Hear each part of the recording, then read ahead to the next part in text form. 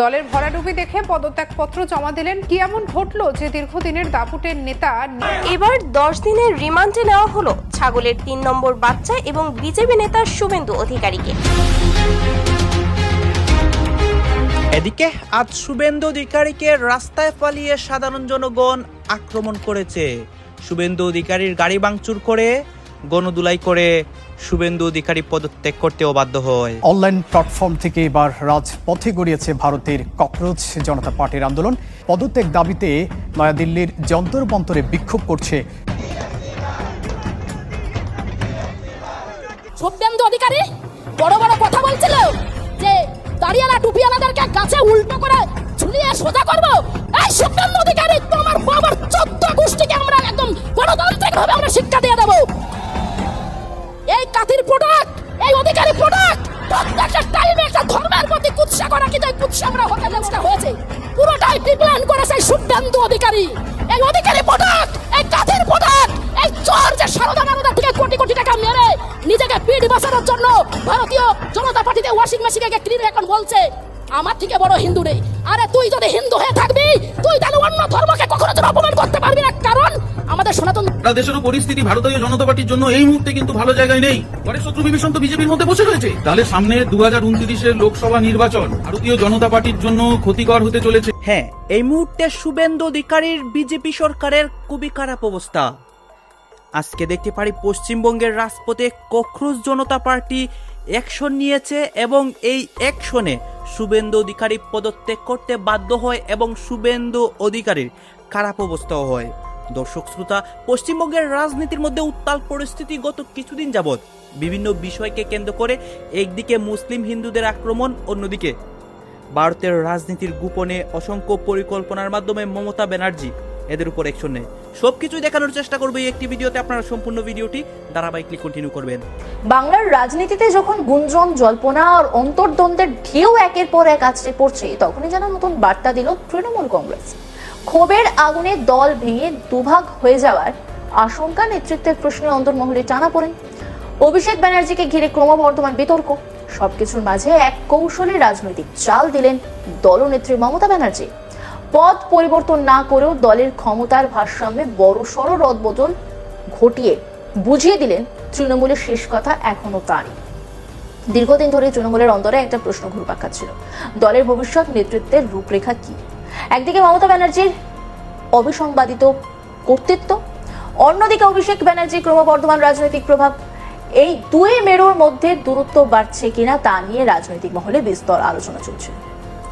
এমনকি বারবার দলের সর্বভারতীয় সাধারণ সম্পাদকের পদ থেকে অভিষেক ব্যানার্জিকে সরানোর দাবিও উঠেছিল দলের একাংশের তরফে। এই আবহেই শুক্রবার কালীঘাটে মমতা ব্যানার্জির বাসভবনে অনুষ্ঠিত হয় তৃণমূল কংগ্রেসের জাতীয় কার্যনির্বাহী কমিটির বৈঠক। আর সেখান থেকেই এলো এমন এক সিদ্ধান্ত যা রাজনৈতিক মহলে নতুন করে আলোচনার জন্ম দিয়েছে। অভিষেক ব্যানার্জিকে তার পদে বহাল রাখা হলেও তার দায়িত্বের কাঠামোয় আনা হয়েছে গুরুত্বপূর্ণ পরিবর্তন, রাজনৈতিকভাবে যার তাৎপর্য অত্যন্ত গভীর। তৃণমূল সূত্রে জানা গেছে সর্বভারতীয় সাধারণ সম্পাদক পদেই থাকছেন অভিষেক ব্যানার্জি, তবে এবার থেকে তাকে সাংগঠনিক কাজে সহযোগিতা করবেন দলের দুই বর্ষিয়ান নেতা ডেরেক ওব্রায়েন এবং দোলা সেন। তাদের যুগ্ম জাতীয় সম্পাদক পদে দায়িত্ব দেওয়া হয়েছে। রাজনৈতিক পর্যবেক্ষকদের একাংশের মতে এই সিদ্ধান্ত নিছক সাংগঠনিক পুনর্বিন্যাস নয়, বরং দলের অভ্যন্তরীণ ভারসাম্য রক্ষার একটি সচেতন প্রচেষ্টা। কারণ এতদিন সর্বভারতীয় সাধারণ সম্পাদক হিসেবে সংগঠনের বহু গুরুত্বপূর্ণ সিদ্ধান্তে অভিষেক ব্যানার্জির প্রভাব ছিল স্পষ্ট, কিন্তু এখন ডেরেক ওব্রায়েন এবং দোলা সেনকে রেখে কার্যত একটি যৌথ কাঠামোর তৈরির চেষ্টা। ফলে সিদ্ধান্ত গ্রহণের প্রক্রিয়ায় আরো বেশি সমন্বয় ও পরামর্শের সুযোগ তৈরি হবে বলে মনে করা হচ্ছে। রাজনৈতিক মহলের মতে মমতা ব্যানার্জি এক ঢিলে একাধিক পাখি মারার চেষ্টা করেছেন। একদিকে অভিষেক ব্যানার্জিকে সরিয়ে না দিয়ে তার মর্যাদা অক্ষুণ্ণ রাখা হয়েছে, অন্যদিকে দলের অন্দরে যারা ক্ষমতার অতিরিক্ত কেন্দ্রীকরণ নিয়ে প্রশ্ন তুলছিলেন তাদের কাছেও একটি বার্তা পৌঁছে দেওয়া হয়েছে, তৃণমূলে ব্যক্তি নয়, সংগঠনই শেষ কথা। শুধু তাই নয়, এই বৈঠকে আরো একাধিক গুরুত্বপূর্ণ সাংগঠনিক পরিবর্তনের সিদ্ধান্ত নেওয়া হয়েছে। সবচেয়ে উল্লেখযোগ্য পরিবর্তন হয়েছে রাজ্য সভাপতির পদে। এতদিন এই দায়িত্বে ছিলেন সুব্রত বক্সী। দীর্ঘ রাজনৈতিক অভিজ্ঞতা ও সাংগঠনিক দক্ষতার কারণে তিনি দলের অন্যতম গুরুত্বপূর্ণ মুখ হিসেবে পরিচিত। দলীয় সূত্রের খবর, দীর্ঘদিন ধরেই তিনি এই পদ থেকে অব্যাহতি চাইছিলেন, যদিও অভিষেক ব্যানার্জির অনুরোধে তিনি দায়িত্ব সামলাচ্ছিলেন। সম্প্রতি বাড়ির শৌচালয়ে পড়ে গিয়ে চোট পান সুব্রত বক্সী। শারীরিক অসুস্থতার কারণে ও দায়িত্ব থেকে সরে দাঁড়ানোর ইচ্ছা প্রকাশ করেন তিনি। অবশেষে তার সেই আবেদন মঞ্জুর করেছে দল। নতুন রাজ্য সভাপতি হিসেবে দায়িত্ব পেয়েছেন চন্দ্রিমা ভট্টাচার্য। প্রশাসনিক ও রাজনৈতিক দুই ক্ষেত্রেই তার দীর্ঘ অভিজ্ঞতা রয়েছে। মমতা ব্যানার্জির ঘনিষ্ঠ বলয়েও তিনি গুরুত্বপূর্ণ মুখ হিসেবে পরিচিত। ফলে সংগঠন পরিচালনার ক্ষেত্রে তার ওপর আস্থা রেখেই এই দায়িত্ব তুলে দেওয়া হয়েছে বলে মনে করা হচ্ছে। তবে সুব্রত বক্সীকে পুরোপুরি সরিয়ে দেওয়া হয়নি। অনলাইন প্ল্যাটফর্ম থেকে এবার রাজপথে গড়িয়েছে ভারতের ককরোচ জনতা পার্টির আন্দোলন। কেন্দ্রীয় শিক্ষামন্ত্রী ধর্মেন্দ্র প্রধানের পদত্যাগ দাবিতে নয়াদিল্লির যন্তর মন্তরে বিক্ষোভ করছে সামাজিক যোগাযোগ মাধ্যম ভিত্তিক ব্যঙ্গাত্মক সংগঠনটি। এতে অংশ নেন শত শত মানুষ। সরকার বিরোধী নানা স্লোগানে উত্তপ্ত হয়ে ওঠে বিক্ষোভস্থল। দীর্ঘদিন পর স্লোগানে প্রকম্পিত দিল্লির যন্তর মন্তর। যারা স্লোগান দিচ্ছেন তাদের অধিকাংশই তরুণ ও সদ্য গঠিত সংগঠন ককরোচ জনতা পার্টির সদস্য। গঠনের পর থেকে এতদিন শুধু অনলাইনে চলত সরকার বিরোধী প্রতিবাদ। প্রথমবারের মতো রাজধানী দিল্লির রাজপথে গড়ালো দেশটির সবচেয়ে বড় যুব আন্দোলন, যেখানে দাবি করা হচ্ছে ভারতীয় কেন্দ্রীয় শিক্ষামন্ত্রী ধর্মেন্দ্র প্রধানের পদত্যাগ।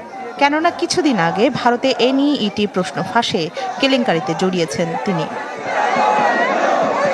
শনিবার সকাল থেকেই দিল্লির যন্তর মন্তরে জড়ো হতে থাকেন শত শত মানুষ। শান্তিপূর্ণ প্রতিবাদ লেখা বিশাল ব্যানারের ছায়ায় শুরু হয় বিক্ষোভ। যুক্তরাষ্ট্র থেকে দেশে ফিরে এই আন্দোলনে যোগ দেন ককরোচ জনতা পার্টির আহ্বায়ক 30 বছর বয়সী প্রতিষ্ঠাতা অভিজিৎ দীপকে। তিনি বলেন, ভারতের তরুণরা ভয় পাবে না, লড়াই করবে। ককরোচ জনতা পার্টির এই কর্মসূচির উদ্দেশ্য জবাবদিহি নিশ্চিত করা, ন্যায় বিচার দাবি করা এবং শিক্ষামন্ত্রীর পদত্যাগ আদায় করা। Over 1 crore students have been affected by NEET, UG, CUET, UPSC, SSCGD. All these papers have some discrepancies in them. So we are here to protest and demand accountability such that the Education Minister Dharmendra Pradhan resigns.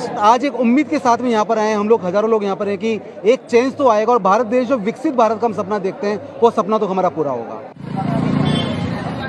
বিক্ষোভ ঘিরে যে কোনো অপ্রীতিকর ঘটনা এড়াতে দিল্লিতে প্রায় 2000 police মোতায়েন করা হয়। নিরাপত্তা জোরদার করা হয় প্রধানমন্ত্রী নরেন্দ্র মোদী, স্বরাষ্ট্রমন্ত্রী অমিত শাহ ও শিক্ষামন্ত্রী ধর্মেন্দ্র প্রধানের বাসভবনের সামনেও। মে মাসের মাঝামাঝি সময়ে যাত্রা শুরুর পর ইনস্টাগ্রামে প্রায় 2,20 লাখ অনুসারী অর্জন করেছে ককরোচ জনতা পার্টি। সংগঠনটির উত্থান ব্যঙ্গাত্মক অনলাইন আন্দোলন থেকে। ভারতের সুপ্রিম কোর্টের বিচারপতি সূর্যকান্ত একটি মামলার শুনানির সময় ভুয়া আইন ডিগ্রিধারী বেকার যুবকদের ককরোচ বা তেলাপোকার সঙ্গে তুলনা করেন। তার মন্তব্যকে কেন্দ্র করে প্রতিবাদের ঝড় ওঠে সামাজিক যোগাযোগ মাধ্যমে। ককরোচ জনতা পার্টির ব্যানারের সূচনা হয় ব্যতিক্রমী এই ব্যঙ্গাত্মক আন্দোলনের, যা মোদী সরকারের 12 বছরের শাসনের বিরুদ্ধে সবচেয়ে বড় অনলাইন আন্দোলন প্ল্যাটফর্ম হিসেবে আবির্ভূত হয়েছে। বিদ্রোহী দলের অন্দরে আসল তৃণমূল কারা, উঠছে এখন সেই প্রশ্ন। মমতা বন্দ্যোপাধ্যায় কি করছেন, মমতা বন্দ্যোপাধ্যায় কি করবেন?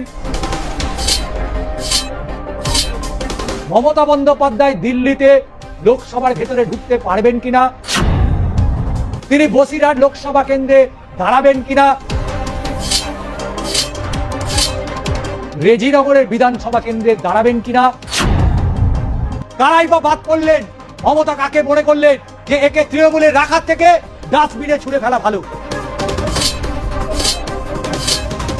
একে একে সবাই গ্রেপ্তার হচ্ছে, তৃণমূলের চুনোপুটি থেকে কাউন্সিলর, এবং তাদেরকে কোমরের কোথাও দড়ি পরে ঘোরানো হচ্ছে, কোথাও বা হাতে হাত কড়া পরিয়ে এলাকা ঘোরানো হচ্ছে। যদিও এটা একেবারে সাংবিধানিক বিরোধী কাজ, কিন্তু পুলিশ এখন অতি সক্রিয়। তবে পুরো ঘটনা যেভাবে রচনা করা হয়েছে, রচিত হয়েছে, যাকে কেন্দ্র করে সেই মমতা বন্দ্যোপাধ্যায়ের কিন্তু তাকে টাচ পর্যন্ত করতে পারছে না। যে মমতা বন্দ্যোপাধ্যায়ের বিরুদ্ধে বছরের পর বছর ধরে লড়াই সংগ্রাম করে এসছে, আজকে সেই মমতা বন্দ্যোপাধ্যায় তিনি কিন্তু বহাল তবিয়তে রয়েছেন। তার বিরুদ্ধে অভিযোগ তোলা তো দূরস্থ, তাকে ছুঁতে পর্যন্ত পারছে না। তাই মমতা বন্দ্যোপাধ্যায়ের যারা কার্যকর্তারা ছিলেন তাদেরকে হেনস্থা শুধু নয়, গ্রেপ্তার পর্যন্ত করা হচ্ছে। অবশ্যই এটা রাজনৈতিক গ্রেপ্তার বলা যেতে পারে, তবে কেউ কেউ বলছে দুর্নীতিতে পায়ের নখ থেকে মাথার চুল পর্যন্ত যারা যারা ডুবেছিলেন তারাই নাকি গ্রেপ্তার হচ্ছে। কারোর কারোর আবাসন থেকে, কারোর বিছানার নিচ থেকে, খাটের তলা থেকে, ক্লাব থেকে, কলেজ থেকে অনেক কিছু পাওয়া যাচ্ছে। এটা তো বাস্তব কথা, পাওয়া তো যাবেই, কারণ সরকারে তো আজকে তারা নেই। তাই কিছু লোকের অলক্ষ্যে যদি কিছু ঢুকে পড়ে তাহলে তো সেটা জানা সম্ভব নয়। সাপ কখন বাড়িতে ঢুকে পড়ে সেটা যদি সকলেই আগে জানতো তাহলে তার জন্য প্রস্তুত থাকতো হাতে একটা লাঠি নিয়ে। কিন্তু যা রাজ্য জুড়ে চলছে সেটা তো আগাম কিছু জানা যাচ্ছে না। তাই আগাম যেহেতু জানা যাচ্ছে না, তাই অনেক ঘটনা ঘটছে, যে ঘটনায় অনেকগুলো প্রশ্ন থেকে যাচ্ছে। সেই সব এখন আলোচনার বিষয়ের মধ্যে আনলেও মূল যে আলোচনায় আমাদের আসতে হচ্ছে সেটা হচ্ছে মমতা বন্দ্যোপাধ্যায় কি করছেন, মমতা বন্দ্যোপাধ্যায় কি করবেন, মমতা বন্দ্যোপাধ্যায় দিল্লিতে লোকসভার ভেতরে ঢুকতে পারবেন কিনা, তিনি বসিরহাট লোকসভা কেন্দ্রে দাঁড়াবেন কিনা, তিনি রেজিনগরের বিধানসভা কেন্দ্রে দাঁড়াবেন কিনা, এটা নিয়ে তীব্র একটা জল্পনা চলছে।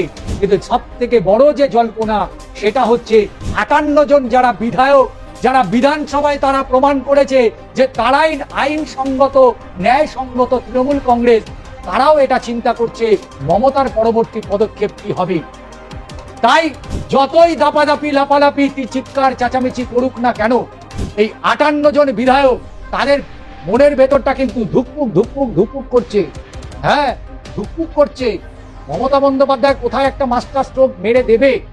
তারপরে এই যে দীর্ঘদিনের মনের যে বাসনা, সেই বাসনা তো পূর্ণ হয়েছে, কিন্তু সেই বাসনা কতদিন স্থায়িত্ব থাকবে সেটা নিয়ে কিন্তু ইতিমধ্যেই ধুকপুকানি শুরু হয়ে গেছে এ রাজ্যের যিনি বিরোধী দলনেতা হয়েছেন।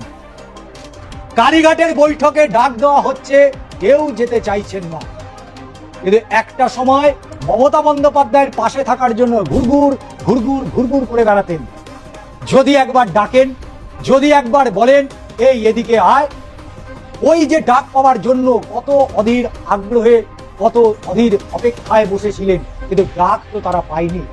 তাই অনেক রাগ, অনেক ক্ষোভ, তবে না আজকে এটা ঘটাতে পেরেছি। কিন্তু মমতা বন্দ্যোপাধ্যায়ের যে সিদ্ধান্ত, মমতা বন্দ্যোপাধ্যায়ের যে পরবর্তী পদক্ষেপ সেটা কি হবে সেটা জানতেই তো একেবারে কৌতূহল চরমে উঠেছে। মমতা বন্দ্যোপাধ্যায় কি করছে? কালীঘাটে কি রান্না করছে, নাকি নির্বাচনী পরবর্তী কি পদক্ষেপ হবে সেটা নিয়ে ভাবনা চিন্তা করছি। অবশ্যই কালীঘাটের বৈঠকের দিকে আমাদের নজর রাখতেই হয়েছে। কি কি হয়েছিল, কারাই বা জায়গা পেলেন, কারাই বা বাদ করলেন, মমতা কাকে মনে করলেন যে একে তৃণমূলের রাখার থেকে। যোগী সাহেব, আপনি দেখতে পাচ্ছেন না যোগী সাহেব, আপনার মাথা জবাই হয়ে যাচ্ছে। জাতীয় পশু কি করে হয়? জাতীয় পশু করা যাবে না, তার মাথা জবাই হচ্ছে, ওখানে আটকান। পাচ্ছেন না কেন? পারবেন না, চ্যালেঞ্জ করে বলছি। আমি বিজেপি সরকারকে চ্যালেঞ্জ করে বলছি, আপনারা পারবেন না। কি যোগী সাহেব বুঝতে পারেন? তাহলে বাইরে পাঠানো যাবে তো? আর আপনি আপনার সুবিধার জন্য বাইরে চালান করার জন্য আর বলছেন যোগী সাহেব যে এটা মাথা তিনি জাতীয় পশু হতে পারে কি করে, এইটা বলে কৌশল করে দিয়ে আটকে দিয়ে আর বাইরে চালান করবেন পিস করে করে মাথাকে। এটা কি বাংলার মানুষ, এটা কি ভারতবর্ষের মানুষ মেনে নেবে? জাতীয় পশু হতে পারে না। আর এদিকে কল খিলিয়ে রেখেছেন যে গরু আমাদের মাথা, তাকে পিস করে কেটে একদম প্লেনে করে বাইরের রাষ্ট্রে যাবে, জাহাজ ভরে বাইরের রাষ্ট্রে যাবে। এক দিনে 2 লাখ 2.5 লাখ করে গরু কেটে পিস করে পাঠানো হচ্ছে। তাই এটা কি বন্ধ হবে না? এটা বন্ধ করুন না। এটা বন্ধ করতে পারছেন না। গরু যদি মাথা হয় তা আপনি কি বলতে চাইছেন মাথাকে জবাই করা যায়? মাথাকে কি পিস করে বাইরে চালান করা যায়? এই মাথাকে পিস করে বাইরে চালান 1 নম্বর ভারতবর্ষকে নিয়ে যেতে হবে, কি বলেন? এটা কি করা যাবে? যোগী সরকার কখন কি বলে তালমান নেই। আজকে গরু কোরবানিতে বন্ধ হয়ে গেল। এই বন্ধ হয়ে যাওয়ার জন্যে লক্ষ লক্ষ মানুষের রুজি রুটির যে ব্যবস্থা ছিল সেটা ধ্বংস হয়ে গেল। আর গরু যে জবাই করা যাবে না 50 সালে যে আইনটা আছে, সে আইনটা সবাই জানে, কংগ্রেস সরকার জানে, সেটা বামপন্থীরা জানে এবং তৃণমূলও জানে। দর্শক আপনারা তো দেখলেন এখানে কি কথা হচ্ছে, অনেকে কিন্তু অনেক কথা বলতেছে, বিশেষ করে এখানে দেখতে পাচ্ছি আমরা শুভেন্দু অধিকারীর বিষয়ে কথা হয়, আর অনেক বিষয় নিয়ে কথা হয়। এই বিষয়গুলো দেখে এবং পশ্চিমবঙ্গের রাজনীতি নিয়ে আপনার মন্তব্য কি, আপনার গুরুত্বপূর্ণ মন্তব্যটা অবশ্যই আপনারা আমাদের কমেন্ট বক্সে লিখে যাবেন। সর্বশেষে আপনাদের কাছে আমাদের একটা রিকোয়েস্ট থাকবে, আপনারা আমাদের চ্যানেলে নতুন দর্শক হয়ে থাকলে চ্যানেলটি সাবস্ক্রাইব করবেন এবং পাশে থাকা বেল বাটনটি বাজাবেন, যাতে করে নেক্সট ভিডিওটা সবার আগে আপনাদের কাছে পৌঁছে যায়। ধন্যবাদ।